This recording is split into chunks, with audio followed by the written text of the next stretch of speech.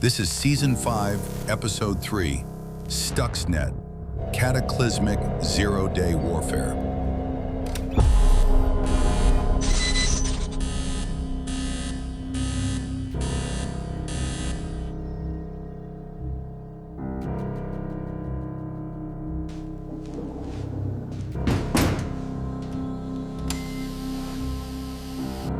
Chapter 1, The Discovery. June 17th, 2010. At first, no one realized a cyber weapon had already been deployed. A small Belarusian security firm began investigating. They were looking into strange computer crashes connected to industrial systems in Iran. Not office PCs, not laptops, machines that controlled real-world infrastructure. But what engineers were reporting made no sense. Their screens showed normal operations. Everything looked stable. Yet the machines themselves were behaving wildly.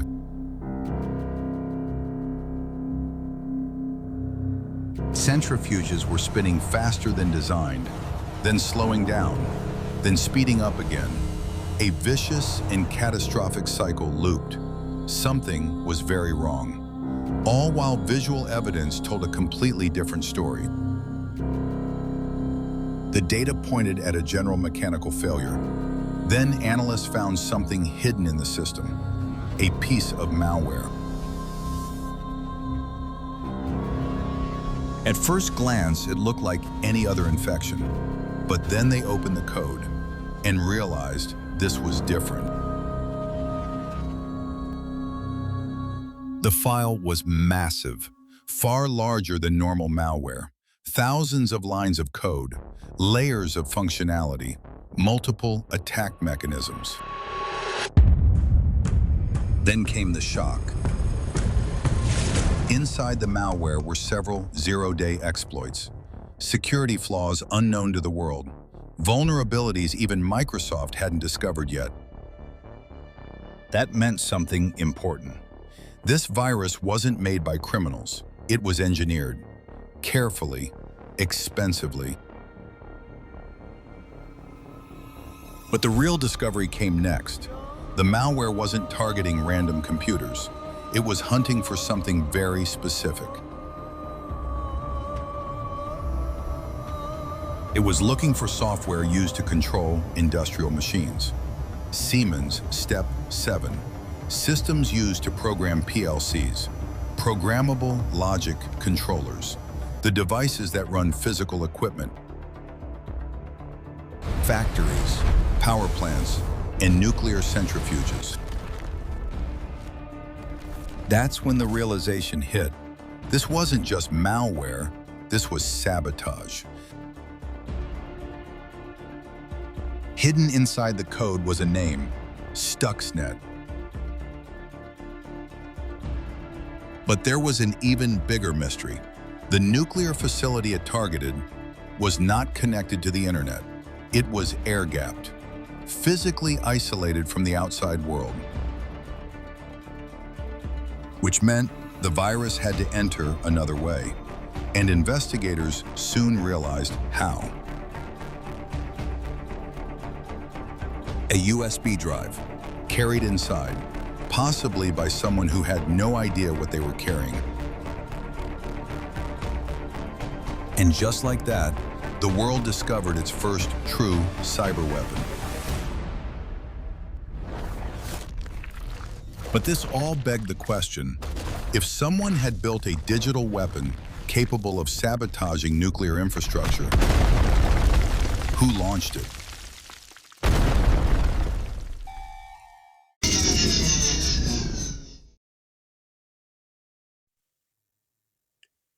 Welcome back to the Cyber Distortion Podcast. This is Season 5, Episode 3. This one is all about Stuxnet, Jason. Yeah. Stuxnet, zero-day cataclysmic warfare, which is interesting with everything that we have going on with Iran currently today and everything that's going on in the real world, how this one breaks down. because the whole purpose behind Stuxnet was to take down the Iranian nuclear program without actually firing a shot, which Yeah. is interesting. Yeah. But Yeah. before we get into the story, let's just quickly thank our sponsors. We want to thank our sponsors, Alacronet, Fulcrum Technology, and of course, one of the newer sponsors, Pure Bomb Apparel. They were kind enough to lend us these cool shirts and hats for this episode. So thank you for that. And also, we want to thank CypherNova.ai, the killer AI platform that's making all kinds of waves out there today and can transform a business. If you're looking for an AI solution for your company, if you're looking for the right answer, how about one tool that does it all? CypherNova.ai. So look into that. Go to their website, check it out. Okay, so let's get into this, Jason. So, what we know at this point, there has been an internal penetration into the Iranian nuclear facility at Natanz, and it got in through a means that you wouldn't really think of when it comes to a super secure area like this that's air gapped. And it got in through somehow human intervention, or we have to assume so, because this network was air gapped. Very strange. I thought that was a very interesting point that was made. It's interesting how they used 0 days, but they were able to time the 0 day. So this was almost like a time bomb type attack that was looking for conditions. And if those conditions weren't met, this thing sat around and just waited. That's pretty cool to think that they had the ability to write it that way with common sense, to where the code just sat there and looked for these Siemens Step 7 controllers systems, and then it would trigger based on whether or not the conditions were met. So found that interesting. Just the fact that it's targeting physics and not computer systems and data. That was cool. Yeah. The interesting thing there, though, Kevin, like they said, over thousands of lines of code, which was abnormal. Well, you got to imagine, if someone's written something that sophisticated, there's two key pieces. Someone wrote something so sophisticated that was targeting these PLCs that it knew the libraries for and how they functioned. So that was the first thing. And then on top of that, because it was an air-gapped network, it had to be sabotage of some type coming from somewhere. So this was very direct, very targeted, very methodical in thinking and how to carry it out, what it should do, what type of PLCs it should target, all of that stuff. It's very targeted and direct in all of its pieces. Definitely not an inside job, but an insider was used as the proxy to make it happen. So that's another key piece. Or a spy of some sort that was imposed. Broke in. Well, you would have to, it's some kind of way you would have to be a part of the environment. Right. The point that I'm making. You had to be trusted at the time anyway. Yeah. So that's another key piece of takeaways here, is that it's not just necessarily getting a virus within the system that's air gapped, but it's getting a virus in the system, but the levels of manipulation that had to occur in order to get the virus into the system. Well, and on the end of the nuclear facility, how do you even defend something like this? You don't even know what's going on. No shit. It's like you go in the back room and put your diapers on and just wait.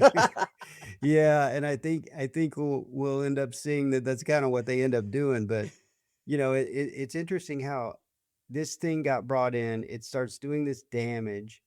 There's things going on in the equipment itself that's obviously not kosher, but there's no indicators from the dashboards and the screens that they look at and the software that they use to manage these pieces of equipment. There's no indicators. I mean, there's no defense for that. Yeah. So it just shows you the interesting thing to take away, I guess, is that, governments are going to use these 0-day exploits and not really necessarily try to get them fixed, because they can stockpile those and use those as weapons as well. Yeah. And that's already happening, obviously, but Yeah, interesting stuff. absolutely. Yeah, it is. All right. Well, what do you say we jump into the next part of this and see what goes on? Yeah, let's see where it's going. All right. Chapter 2, Cyber War becomes real. Once Stuxnet reached security researchers around the world, the investigation exploded. Every major cybersecurity lab began analyzing the code, and the deeper they looked, the more alarming it became. This wasn't malware, it was a precision strike. Stuxnet could spread quietly across networks, using infected USB drives, shared folders, printer vulnerabilities, even Windows network shares. But here's the terrifying part. It didn't attack immediately. It waited, watching the system. If the target environment wasn't exactly right, Stuxnet did nothing. It stayed hidden, almost invisible.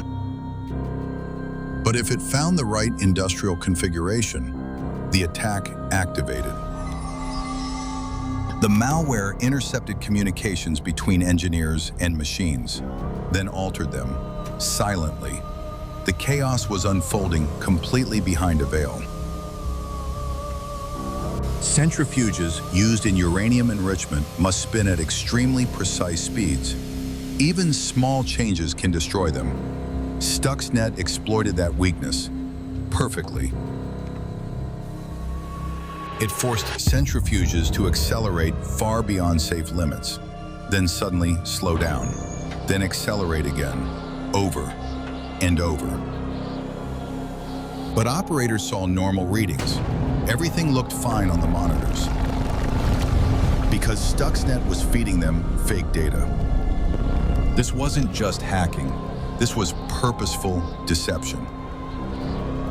Eventually, researchers traced the likely target, Iran's Natanz nuclear enrichment facility, one of the most protected industrial sites in the world. And then, something happened that changed everything. Stuxnet escaped. The malware spread beyond the facility, into networks, into companies, into computers across the globe.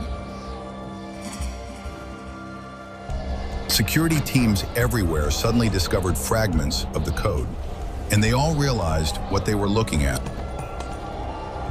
A cyber weapon that was now running loose on the internet. It was elite code developed by some of the brightest minds in cybersecurity. It was unlike anything ever seen at that time. And once researchers began studying it, they realized something even more shocking. This level of engineering only comes from one place.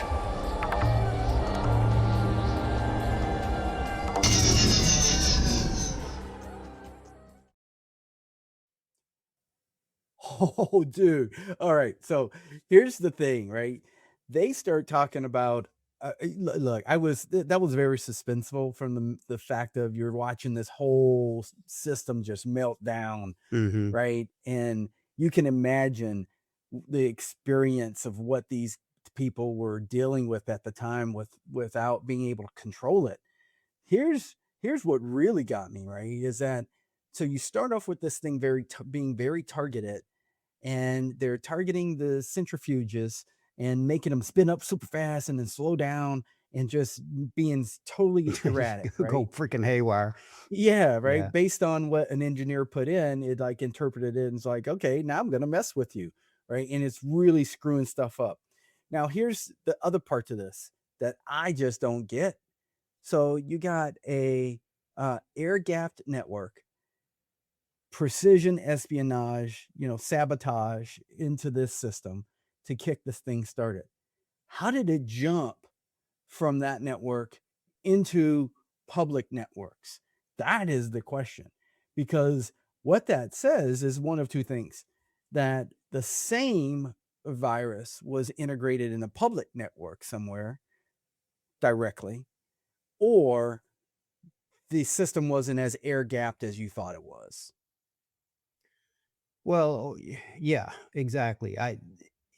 The chances of it not being the system wasn't as air-gapped as you thought it was is probably not the likely scenario. What probably happened was whoever snuck that thing in on the USB drive, or however they got it in there, was careless.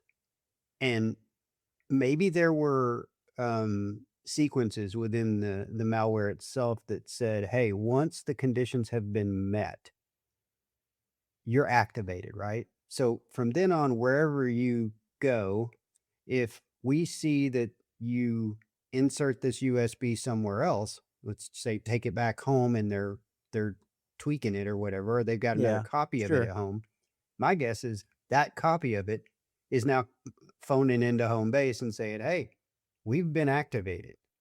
Let's wreak havoc. Probably. I would think that, I think a more likely scenario is a breakdown in the air gap. I think a more likely scenario is humans. Yeah, there's human error, right? I think at some point shit started breaking down and falling apart. Yeah. And somebody within the facility tried to stop it and then created the or jumped on a internet browser and started looking stuff up, trying to figure out what was going on. Why is my Siemens Step 7 controller triggering? Yeah, and it just kind of, it said in there it was finding its way into Windows systems, system folders, and all these different other types of places that it could plant itself. You just needed access to one of those other places, a file system that it stored itself. Now you're on the internet on this machine and it had access to that file system and it starts pushing stuff out, everywhere. So I just think that the air gap process was probably not very good in human intervention. Someone did something that they shouldn't have done and got connected where they shouldn't have, and it started to proliferate everywhere. That's crazy. Yeah. Because as an engineer engineering this virus and watching this meltdown happen, at some point you got to be like, oh man, hold on a second. I didn't expect that to happen. Yeah. I just keep going back to the fact that this thing is so deceptive. I mean, it turns your systems into liars. And the scariest part is it worked exactly like they designed it to work. There was no alarms, no chaos. It was just behind the scenes doing the damage, and all without missiles, and all without troops, and all without bombs and invasions. It's a completely quiet plan to go in and accomplish the mission, which was obviously take down the Iranian nuclear facilities. Yeah. And it's like cyber war without declaring war, which is crazy. And it just goes to show you could technically cripple an entire nation without firing a single shot, which changes the game completely. Yeah. And the other part to this is, all of this stuff is happening with some sophisticated code that someone wrote, and they're sitting back in their lounge chair chilling. While it's just I wonder if this is going to work. I don't know. Let's throw the 0 day in falling there. apart. Yeah. I wonder how much it's of it was crazy, actually intentionally designed versus let's just, what? Once I get access to the network and once I get the privileges I need, let's just try everything, and just blow this whole damn thing up. Yeah. I think in the end, there's articles that say hundreds or thousands of centrifuges were damaged in this. I don't think you actually see the cooling towers blow up and the fire and all that. I mean, that's extreme, but the point is the damage that they intended to do was absolutely done. Yeah. All right. Well, cool. Let's see how this thing finishes up and what it means for the rest of humanity going forward. And then we'll talk about that. All right. Chapter 3, A New Kind of War. When investigators began calculating what it would take to build Stuxnet, the list was staggering. Multiple zero-day exploits, deep knowledge of industrial control systems, insider understanding of nuclear centrifuge design. But it went even deeper than that. The malware contained stolen digital certificates, legitimate credentials used to make the code appear trustworthy, to slip past security systems without raising alarms. Whoever built this didn't just understand software, they understood the entire ecosystem: hardware, security, and human behavior. This wasn't a hacker group. This was a nation-state operation. And not just any nation-state. Only a handful of countries on Earth had the resources, the intelligence, and the motive to pull something like this off. Over time, investigative reporting and intelligence leaks pointed toward a covert cyber program involving the United States and Israel, an operation reportedly known as Olympic Games. This wasn't theory anymore. This was strategy. The objective was clear: delay Iran's nuclear program without bombing anything, without airstrikes, without triggering a global conflict. Because a traditional attack could have ignited a war across the entire region. Instead, they chose something invisible, something deniable. They used code as the weapon. And it worked. According to later reports, Stuxnet destroyed large numbers of centrifuges at Natanz. Some estimates suggest around 1,000 machines were damaged or taken offline. But what made it so effective wasn't just the damage. It was the confusion. For months, engineers struggled to understand what was happening. Machines failed. Replacements broke again. Systems behaved unpredictably. It looked like bad engineering or human error, not an attack. And that misdirection bought time. Time for the operation to continue. Time for the damage to compound. All while the malware hid in plain sight. But then, something went wrong. Stuxnet escaped. A version of the code spread beyond its intended target, out of Natanz, out of containment, into the open internet. And in that moment, the operation lost control of its own weapon. Now, every government in the world could study it, reverse engineer it, learn from it, including adversaries, including nations that had never possessed this capability before. Stuxnet didn't just complete its mission, it taught the world how to build one. It became the blueprint for modern cyber warfare. And the consequences didn't stay theoretical. In the years that followed, cyber attacks began targeting real infrastructure, power grids, water treatment facilities, transportation systems, industrial plants. In Ukraine, parts of the power grid went dark after a cyber attack. In multiple countries, water systems were probed, and in some cases, breached. The line between digital and physical warfare was gone. Experts today widely agree on one thing: Stuxnet marked the beginning of cyber war as we know it. Because it proved something that can't be undone. Code can destroy physical infrastructure. Not just data, not just networks, but machines, facilities, entire systems. And once that knowledge exists, it doesn't stay contained. It spreads, it evolves, it gets reused. And today, those same techniques are being refined, expanded, weaponized further, in ways we may not even see yet. Because the most dangerous cyber weapons don't announce themselves. They wait, just like Stuxnet did. The world didn't just witness a cyber attack, it witnessed the first shot in a silent war.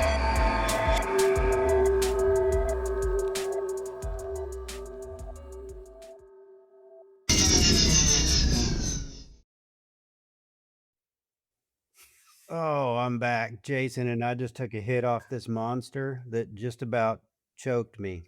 Oh, But by the way, Monster, hey, if you ever want to sponsor the show, we would love that because I've probably paid many of your employees over the years their entire salary.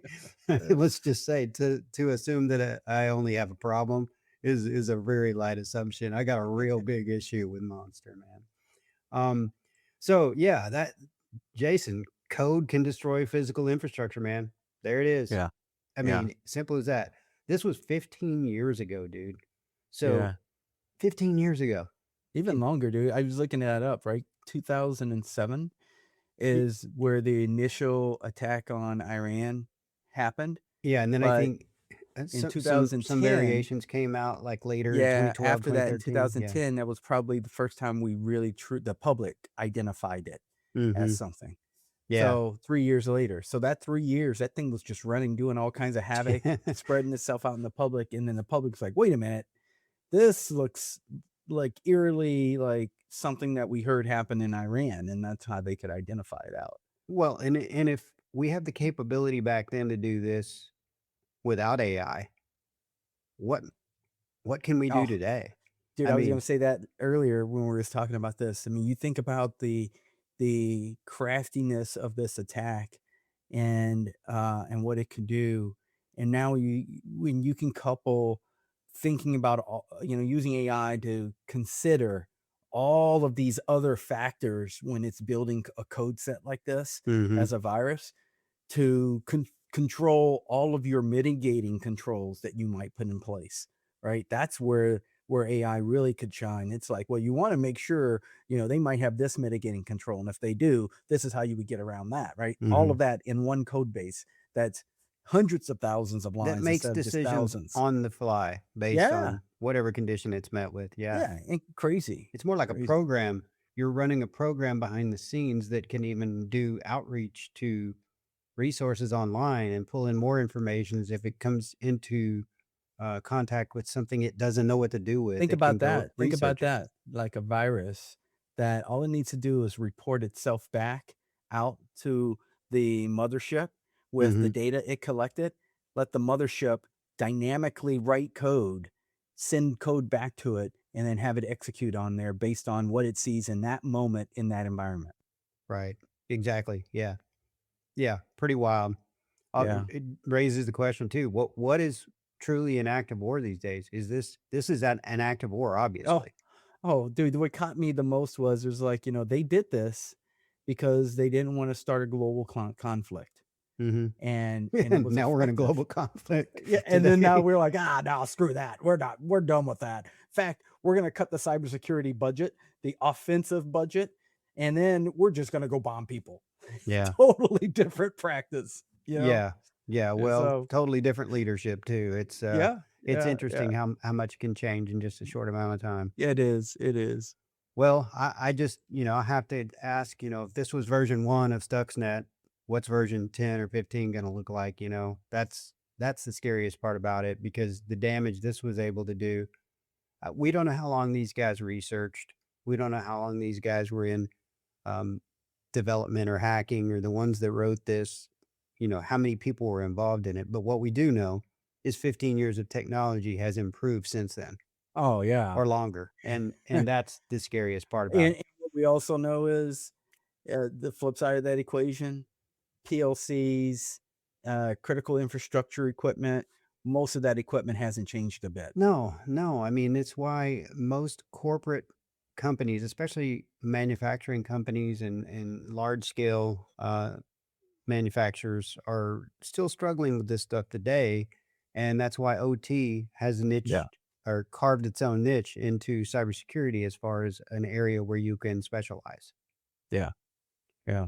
But all right, man. Well, any final thoughts on this before we? This is a fascinating story, and I think it's intriguing to listen to it, to watch it, to understand, even if you don't know anything about cybersecurity, but just to understand some of the things that go on in our world, and tell a deeper story about how we try to combat and create and conduct warfare in various different other ways, and use technology as a tool, both as an asset and as a detriment sometimes, like in this case, getting out into the public. So I think the story is fascinating on a lot of different angles, and I just hope everyone, sees it as the same.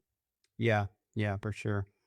Well, before we kick it over to Blake to wrap us up here, just want to thank our sponsors one last time. Thank you, Alacronet, Fulcrum Technologies, CypherNova.ai, and of course the newest Pure Bomb Apparel. Thank you guys, all of you. We appreciate what you Thank do. you. And with that, Blake, take us out, man. Let's go. In summary, Stuxnet wasn't just malware. It was a turning point.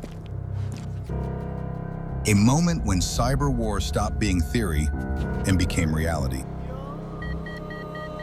Today, nations are building cyber weapons similar to it. More advanced, more dangerous, more invisible. Stuxnet started a whole new era in technological cyber warfare, and that was 15 years ago. Just imagine what a nation-state is capable of with today's technological advancements. Imagine how AI is changing the game with cyber warfare in just the past 3 to 4 years. The thought of this is terrifying. You've been listening to the Cyber Distortion Podcast with Kevin and Jason.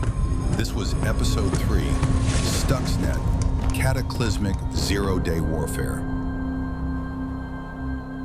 And next time, we tell the story of a website built on secrecy that collapsed in one of the most infamous data breaches ever, the Ashley Madison hack.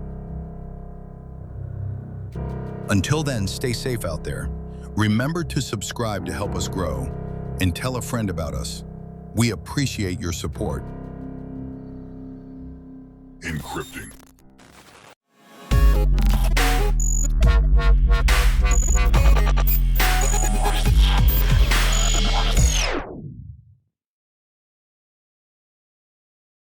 Alacronet is a value-added reseller that provides cybersecurity-specific security solutions, services, and staffing. We are an agnostic security partner, which allows us to present multiple options for each security need. Our catalog of services encompasses a range of security solutions, penetration tests, and staffing options. With our approach, we can bring the best options and price points forward to increase your security posture and prevent vulnerabilities. Alacronet is constantly adding new partners to meet the challenges of an ever-changing security landscape. As security experts, we know how to find security talent. Our entire organization is focused on cybersecurity, from leadership to sales team to technical staff and hiring staff. For more information on our vast list of solutions or services, please give us a call or visit our website at www.alacronet.com. We look forward to growing with your business.